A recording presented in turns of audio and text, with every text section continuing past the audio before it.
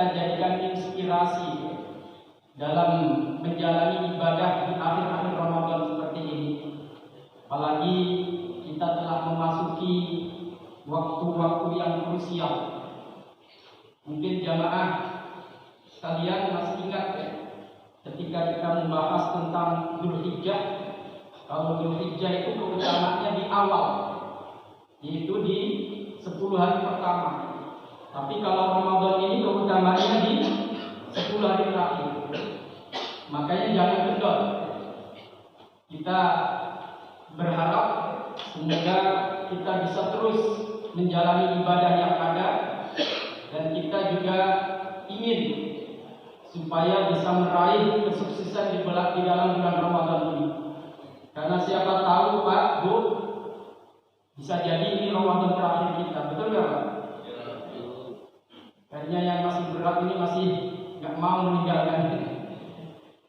Karena pengalaman yang saya lihat dan fakta yang ada beberapa saudara-saudara kita yang Ramadan yang lalu masih bersama kita, sekarang sudah nggak menyertai kita, betul nggak Pak? Saya yakin mereka juga akan nyangka ternyata Ramadan kemarin itu Ramadan terakhir bagi mereka. Oleh karena itu ya Mas lihat, kita usahakan semoga ini menjadi Ramadan terbaik kita dalam hidup kita ini. Amin ya rabbal alamin. Jamaah Allah, kisah yang akan kita simak ini bukanlah sinetron, bukan kisah fiktif atau komik, bukan. Ini true story, kisah nyata. Kisah ini disampaikan oleh salah seorang sahabat yang bernama Abdurrahman bin Auf dalam kitab Musnad Imam Ahmad dan juga Al-Mustadrak Imam Hakim. Bu, masih ada ibunya? Sahabat siapa Bu? Halo. Udah ada sinyal. Sahabat siapa Pak? Abdurrahman bin Auf. Kenal Pak? Bukan orang hutan kayu Pak ya. Kalau Abdurrahman orang hutan kayu kita kenal ya. Sahabat Abdurrahman bin Auf ini jangan saya, beliau termasuk minal mubasysyirina bil jannah, 10 orang yang ketika masih hidup sudah dikasih kabar gembira oleh Allah bahwa dia akan menjadi penghuni surga. Dan beliau juga seorang konglomerat. Kalau anak-anak sekarang bilang crazy rich, ya. Jangan saya, sosok yang luar biasa, hidup kaya raya, mati masuk surga. Ingin Pak? Mahal. Ketika beliau meninggal tahun 32 Hijriah, jangan saya, itu para ahli sejarah mencatat beliau meninggalkan 4 orang istri. Dan masing-masing istri itu mendapat harta warisan sekitar 80.000 dinar. 1 dinar Pak, itu kan uang emas, keping emas. Kalau ditimbang itu beratnya sekitar 4 gram. Makanya sekarang 1 dinar keping emas itu nilainya sekitar 4 juta rupiah. Bayangkan 80.000 dinar kali 4 juta, berapa juga? Berapa? Banyak. Ini kekayaan sahabat Abdurrahman bin Auf luar biasa. Saudagar yang sukses. Saking suksesnya, apa kata beliau? Padahal ketika hijrah dari Mekah ke Madinah gak bawa apa-apa. Semua harta di Mekah ditinggalin demi untuk hijrah bersama Rasulullah SAW. Tetapi kata beliau, tidaklah aku membalikkan batu kecuali ada emas di bawahnya. Artinya setiap perdagangan dia untung. Makanya kekayaannya melimpah. Dan beliau subhanallah kedermawanannya yang saya luar biasa. Infak di jalan Allah, membantu dakwahnya Rasulullah itu sangat top. Kalau dalam catatan sejarah ada yang pernah beliau bantu sampai 40.000 dinar. Itu berapa sekali infak.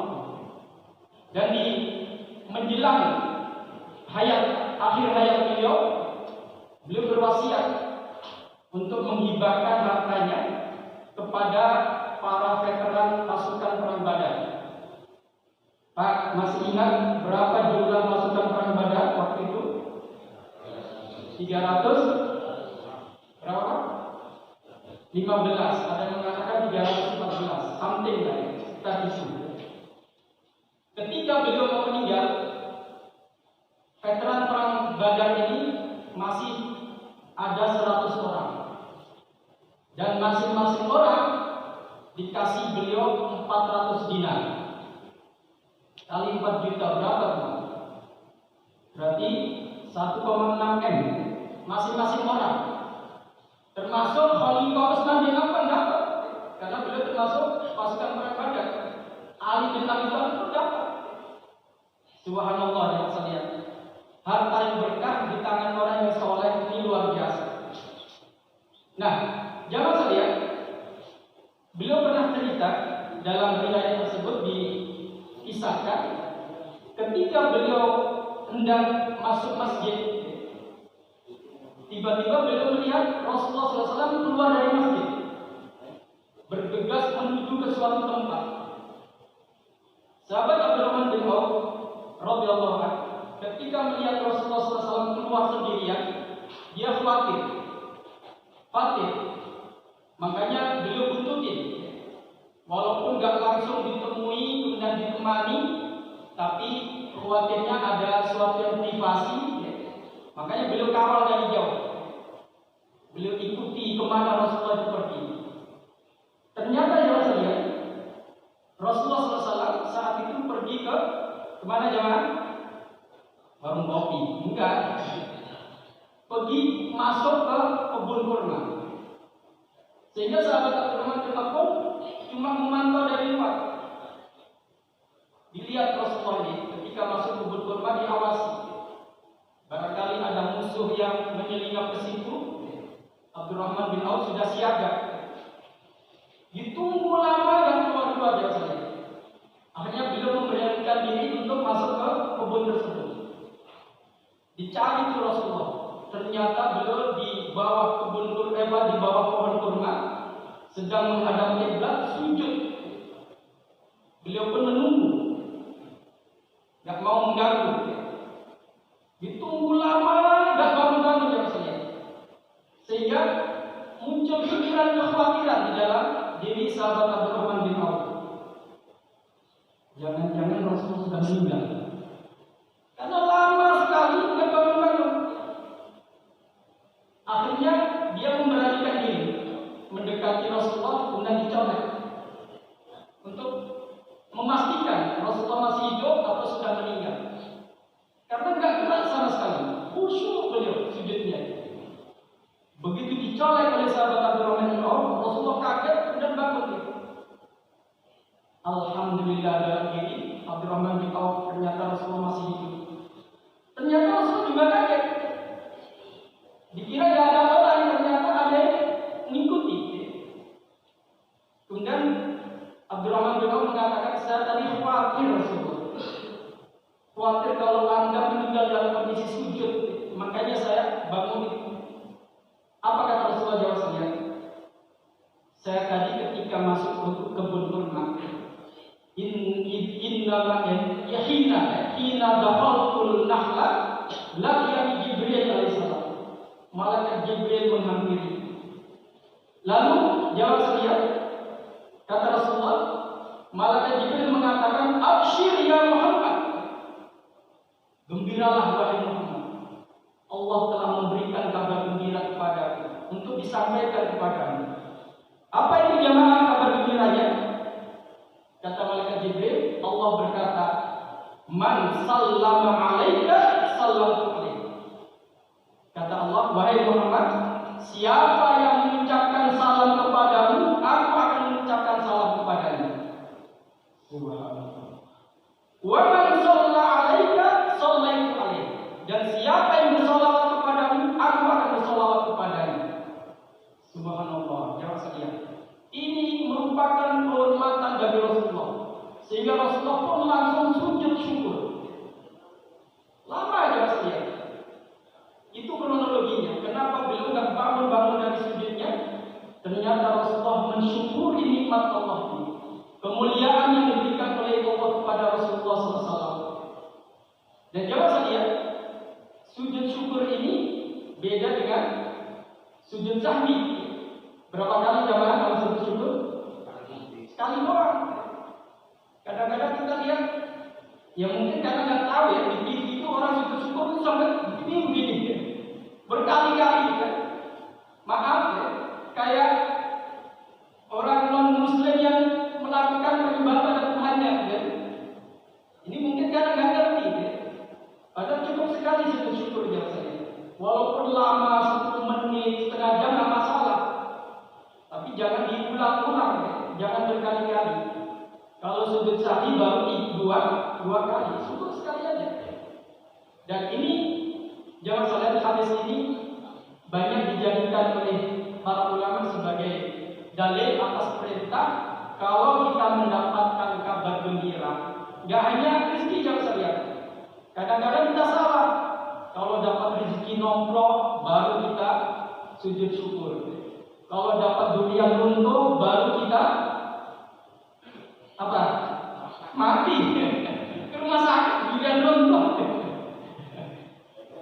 Baru kita sujud syukur. Artinya yang sifatnya dunia fisik baru kita syukuri. Padahal jangan saja. Seharusnya meskipun itu bukan sifatnya materi, kalau itu merupakan kabar gembira, kita dapat kabar anak kita yang ikut ujian ternyata lulus. Kita dapat kabar gembira menantu kita ternyata dapat promosi jabatan. Itu nikmat juga. Jadi prestasi-prestasi seperti itu patut untuk kita syukuri. Dan cara mengungkapkan syukur kita tidak hanya mengucapkan alhamdulillah, tapi juga diperintahkan untuk apa? Sujud syukur. Nah, jamaah sekalian, dari cerita tadi kita tahu jamaah sekalian betapa mulianya Rasulullah SAW di sisi Allah Subhanahu Wa Taala. Dan betapa mulianya orang yang memuliakan Rasulullah. Jamaah sekalian, setiap kita Jumatan di khutbah kedua, khatib selalu menyampaikan ayat apa jemaah? A'udzu billahi minasyaitonir rajim.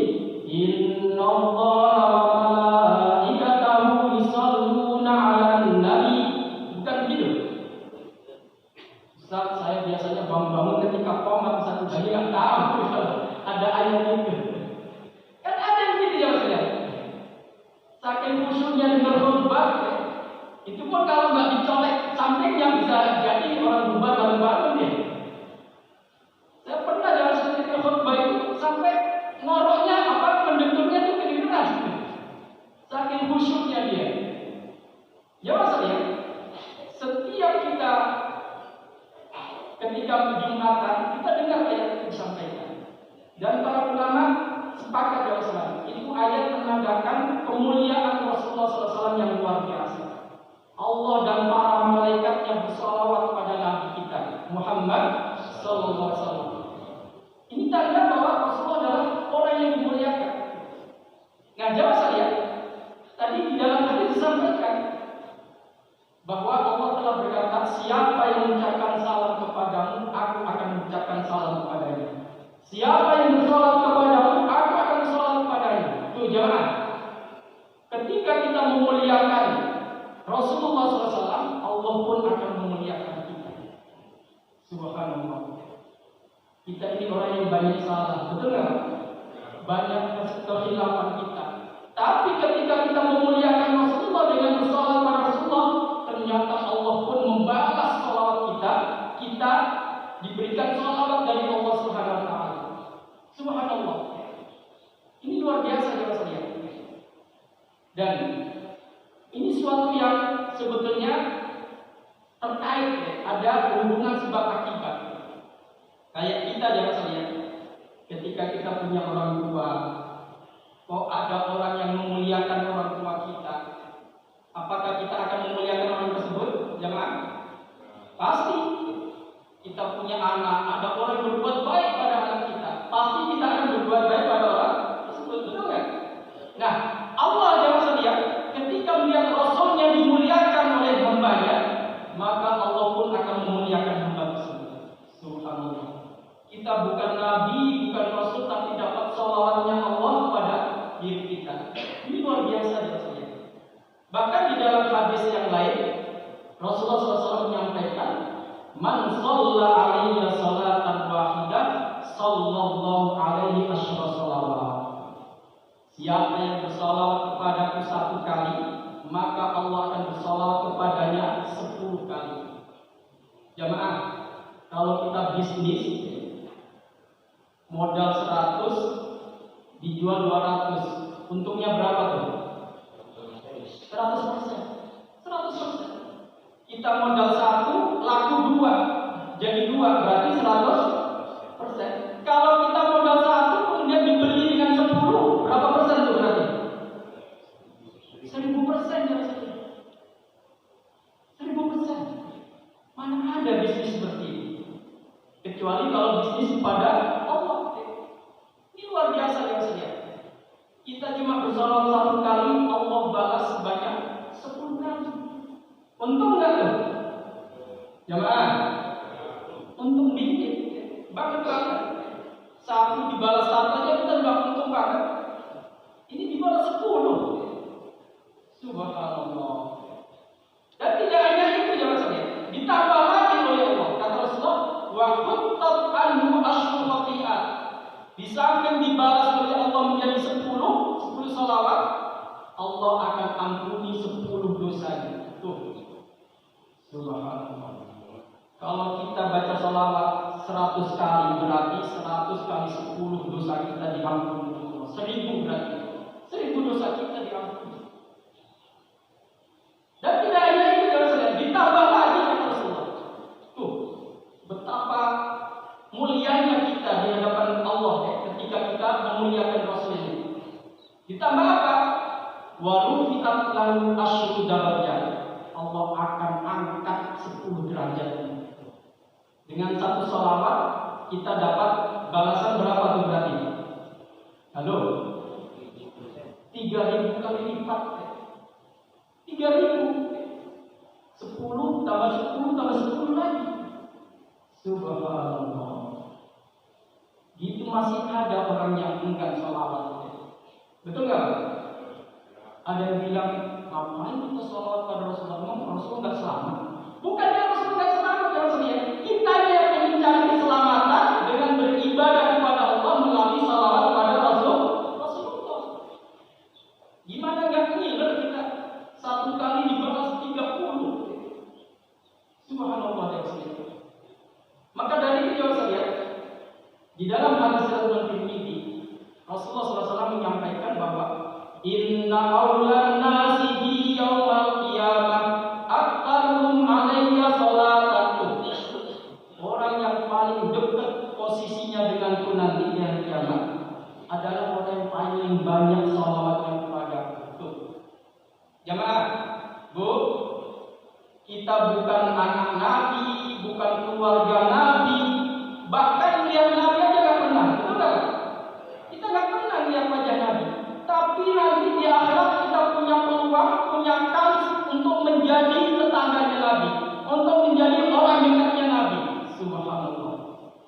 Bagaimana caranya? Salawat.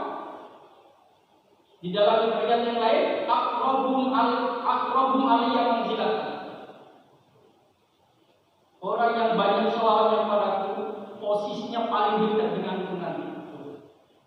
Subhanallah, jawab saya. Kita orang yang biasa saja, tetapi punya peluang untuk menjadi orang yang mulia, menjadi temannya Rasulullah SAW dengan memuliakan kekasih Allah yaitu Nabi kita Muhammad SAW. Itu bukti jawab saya bahwa Allah akan memuliakan siapapun yang memuliakan Nabi kita Muhammad SAW.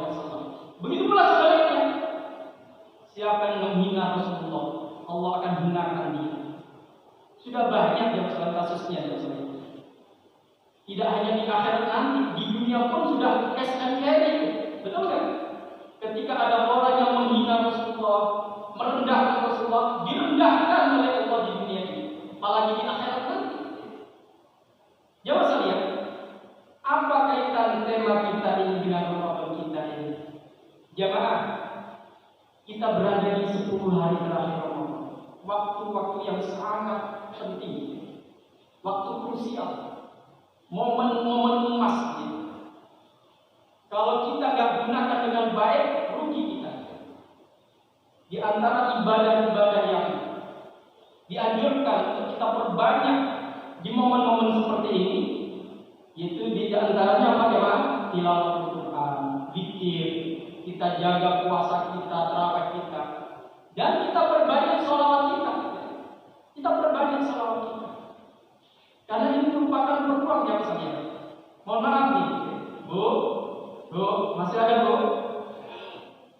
Saya yakin yang saya banyak atau sebagian di antara kita ketika melihat orang-orang yang iktikaf, entah itu di Masjid Dakwah Islam atau kita iktikaf di tempat lain, ada jadi saya pernah dapat curhatan dari jamaah, dia sudah sepuh. Saat saya kalau iktikaf itu saya miris, kadang-kadang sakit hati. Lalu ada iktikaf sakit hati di mana? Lihat yang muda-muda itu, baca Qurannya bagus, semangat. Saya nggak bisa baca Quran sih. Jadi ini diri positif nih Pak. Saya nggak bisa baca Quran. Gimana Bang Ustaz? Umur saya sudah segini, mau belajar juga malu. Jangan saya sampaikan, jangan malu kalau masih ada kesempatan untuk belajar. Gak ada istilah terlambat. Mumpung kita masih ada kesempatan, gak apa-apa belajar sedapatnya. Walaupun mungkin baru Iqra jilid 2 Allah telah mencabut nyawa kita, gak masalah. Allah akan apresiasi usaha kita, betul gak? Nah, jawab bagi mereka yang kondisinya seperti itu, subhanallah, Allah ngasih peluang. Dulu di zaman Rasulullah ada orang yang seperti itu. Rasulullah, umur saya sudah gak muda lagi Rasulullah. Susah untuk belajar Quran Rasulullah. Ajari saya apa yang bisa saya lakukan untuk bekal saya di akhirat nanti. Apa kata Rasulullah? Perbanyak zikir, baca subhanallah, alhamdulillah, la ilaha illallah, Allahu akbar. Ini adalah zikir-zikir, kalimat-kalimat yang begitu mulia di sisi Allah SWT. Bahkan Rasulullah katakan afdhalul kalam, itu merupakan ucapan terbaik. Perbanyak. Ya termasuk sholawat ya saya. Siapa di antara kita yang nggak bisa sholawat? Sampai ingin tahu hidupnya mana? Nah, jangan bisa nggak sholawat? Semua bisa ya saya. Semua bisa. Hanya kadang-kadang nggak tahu ya. Apa karena nggak ngerti keutamaannya atau nggak ngerti manfaatnya, sehingga kadang-kadang malas. Padahal jawab saya, ibadah ini, sholawat ini cocok banget di saat kita sedang puasa, lagi lemes, lagi letoy. Kalau kita ibadah yang berat kan, waduh, sudah nggak kuat Ustaz. Tapi kalau sholawat jawab saya, sambil berbaring boleh nggak? Boleh. Sambil nyandar boleh? Boleh. Bahkan sambil jalan pun boleh kita bersolawat. Dan lebih istimewa lagi ya, walaupun kita nggak ada wudu, bahkan kita hadas besar pun boleh bersolawat. Betul kan? Makanya ada tebak-tebakan, ada teka-teki dalam bahasa Arab. Ayyu sholatin tasihhu bidunil wudu. Coba tebak, sholat apa yang sah tanpa wudu? Itu jawabannya apa? As-sholatu ala nabi, bersolat pada Nabi. Kalau sholat-sholat yang biasanya baik yang wajib maupun yang sunnah nggak boleh tanpa wudu, betul nggak? Hatta sholat duha, hatta sholat jenazah harus ada wudu, harus suci. Tapi kalau bersolawat yang sering nggak harus suci. Nah ini bu, kadang-kadang bu yang namanya wanita kan ada kodrat yang diletakkan oleh Allah. Ada yang namanya tamu bulanan, betul nggak bu? Kata ibu, enggak Ustaz, saya enggak. Yang enggak sudah menepos. Nah, bagi anak-anak, bagi ABG atau yang masih muda yang masih mengalami tamu bulanan, kadang-kadang jangan saja mereka bingung, Ustaz saya pengen iktikaf tapi nggak bisa. Saya ingin dapat Lailatul Qadar tapi susah, baca Quran nggak boleh, kemudian sholat pun nggak boleh. Nah, jauh saya manfaatkan ini. Zikir kita perbanyak, sholawat kita perbanyak. Insya Allah kita akan dapat bagian dari Lailatul Qadar. Walaupun kita dalam kondisi seperti itu. Maka dari itu jauh saya, Rasulullah SAW dalam hadis dan Baihaqi yang disahihkan oleh Imam Asy'uti rahimahullah. Biasanya sampai jam berapa kan? Jam 7 sampai jam 8.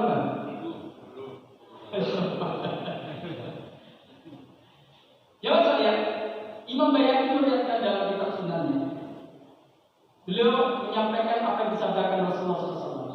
Akhiru alayya sholata fi yaumil jum'ati wa fi lailatul jum'ah. Perbanyaklah kalian bersalat kepadaku, terutama ketika hari Jumat dan juga di malam Jumat. Jadi nggak hanya di siangnya Pak, Bu, malamnya juga begitu. Kita disuruh memperbanyak sholawat. Faman fa'ala dzalika, kata Rasulullah, siapa yang melakukan itu, banyak-banyak sholawat ketika di malam Jumat dan di hari Jumat, kuntu lahu syahidan wa syafi'an yaumil qiyamah. Saya akan menjadi saksi baginya bahwa dia adalah umatku dan saya akan memberikan syafaat kepadanya. Subhanallah. Jemaah, ingin enggak dapat syafaat Rasulullah? Kayaknya enggak minat. Pak, ingin enggak, Pak? Bu? Bu? Halo, sinyalnya? Setiap kita yang sedang berharap dapat syafaat Rasulullah. Dan Rasulullah kasih tahu jalannya. Di antaranya banyak sholawat. Banyak sholawat. Pertanyaannya jangan sedang berapa kategori banyak sholawat? 10 kan? 100 kali kan? Atau berapa kan? Bebas. Sebanyak-banyaknya. Jangan bebas tapi 10 kali. Jawab saya. Imam As-Sakhawi menukil apa yang disampaikan oleh Imam Sya'rani rahimahullah. Walaupun para ulama tidak sepakat tentang hal ini, tapi Imam Sya'rani punya standar minimal kalau kita ingin dikategorikan sebagai orang yang banyak sholat pada Rasulullah, itu 700 kali di siang hari, 700 kali di malam hari. Sudah Pak? Pak? Halo? Kalau update status sudah berkali-kali.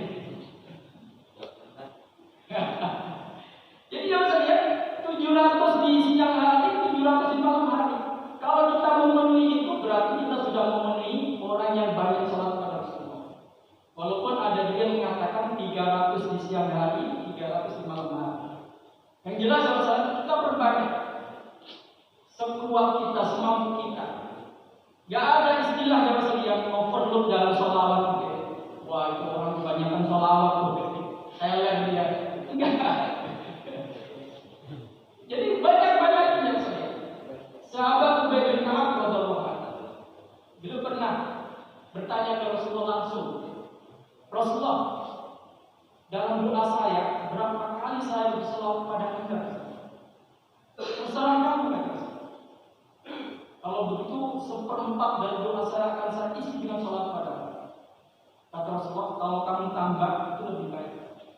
Kalau begitu separuhnya Rasulullah. Kalau kamu mau tambah lebih baik. Kalau gitu 3/4-nya Rasulullah. Kalau kamu tambah lebih baik. Kalau gitu akan saya gunakan mayoritas untuk bersolat padamu. Kata Rasulullah, Pak, idzan tufahamuka wa yughfaru laka dhanbuka. Kalau begitu maka Allah akan mencukupi kamu, Allah akan hilangkan kesusahanmu, dan Allah akan ampuni dosa-dosamu. Subhanallah. Jemaah. Maka dari itu mungkin maaf yang sepuh-sepuh ini dulu pernah Pak ya, ketika kita ada masalah, kita ngadu ke orang tua kita, apa kata orang kita? Udah banyak sholawat. Betul nggak? Kan gitu orang tua kita nasihat. Itu betul Pak. Apapun kita menghadapi masalah, banyak sholawat. Rasulullah sudah jamin, idzan tufahamuka, kesusahanmu akan diangkat oleh Allah. Kalau kamu banyak bersolat kepada dan dosa-dosa akan diampuni oleh Allah. Jadi nggak usah ragu-ragu. Dan Imam Ibnu Qayyim al-Jauziyah rahimahullah dalam kitab Zadul Ma'ad belum mengingatkan kepada kita bahwa banyak kalimat-kalimat sholawat, redaksi-redaksi sholawat itu banyak sekali. Tapi yang paling utama dan nyampe ke Rasulullah itu adalah sholawat Ibrahimiyah. Bu, sholawat apa bu? Ibrahimiyah. Apa itu sholawat Ibrahimiyah? Yang biasa kita baca saat tahiyat. Allahumma shalli ala Muhammad wa ala ali Muhammad kama shallaita ala Ibrahim wa ala ali Ibrahim wa barik ala Muhammad wa ala ali Muhammad kama barakta ala Ibrahim wa ala ali Ibrahim fil alamin innaka Hamidum Majid. Mungkin bapak-bapak masih ingat ya? Saya pernah membahas ini di kajian subuh. Saya kumpulin juga dari hadis-hadis Rasulullah, baik dari Imam Bukhari, Imam Muslim sampai riwayat Imam Ahmad. Itu ada 14 macam redaksi sholawat Ibrahimiyah. Tidak hanya satu versi, ada 14 macam. Kita boleh pilih mana saja. Dan itulah sholawat yang paling utama ya. Sholawat paling utama. Jangan kemudian kita terpesona dengan sholawat-sholawat lain lalu meninggalkan Ibrahimiyah ini. Meskipun Imam Nawawi rahimahullah menegaskan bahwa boleh kita mengungkapkan sanjungan ke Rasulullah sebagai ungkapan hormat kita, kemuliaan kita kepada Rasulullah, boleh. Tapi tidak ada yang lebih utama melebihi apa yang sudah diajarkan Rasulullah kepada para sahabat. Itu adalah best is the best. Ini sudah. Kenapa jawab saya? Karena saat ini banyak orang menganggap sholat Ibrahimiyah itu kuno. Wah, sudah luar nggak ada yang sedang sholawat kedaluarsa. Selama itu yang disampaikan Rasulullah, ya itu berlaku sampai kiamat nanti. Nah, dewasa ini kan dewasa ya, mungkin di antara jamaah tahu ya, lagi viral ya, sholawat abadi. Pernah dengar nggak? Ada ustaz yang mengajarkan bahwa ada sholawat abadi. As-salatu wassalamu alaika ya abadi ya Rasulullah. Kata beliau dapat ijazah langsung dari Rasulullah katanya. Jangan sekalian, dengan hal seperti ini banyak orang tertarik untuk viral Ustaz sholawat abadi. Apapun sholawat yang dibikin, yang diracik oleh manusia yang sekalian, nggak akan bisa mengalahi apa yang sudah diajarkan Allah kepada Rasulnya dan diajarkan Rasulullah pada sahabatnya. Betul nggak? Itu seperti itu. Makanya Imam Qayyim mengatakan walau walaupun banyak orang yang membuat menginovasi sholat dengan berbagai macam kalimat, tidak akan bisa mengalahkan sholawat yang sudah diajarkan Rasul. Karena beliau langsung dapat dari Allah bagaimana cara mengungkapkan sanjungan pada Rasulullah, hormatan pada Rasulullah. Jadi sekali lagi saya kita perbanyak sholawat kita pada Rasulullah SAW. Apalagi di bulan Ramadan seperti ini, di akhir Ramadan. Tilawah kita dicari, sedekah kita banyakin, sholawat juga gak kalah. Tadi ya, bayangkan satu kali dibalas 30. 10 sholawat, 10 ampunan dosa, 10 derajat kakak. Kalau kita banyakin ya maksudnya, makanya gak heran. Ternyata kita orang biasa, Rasulullah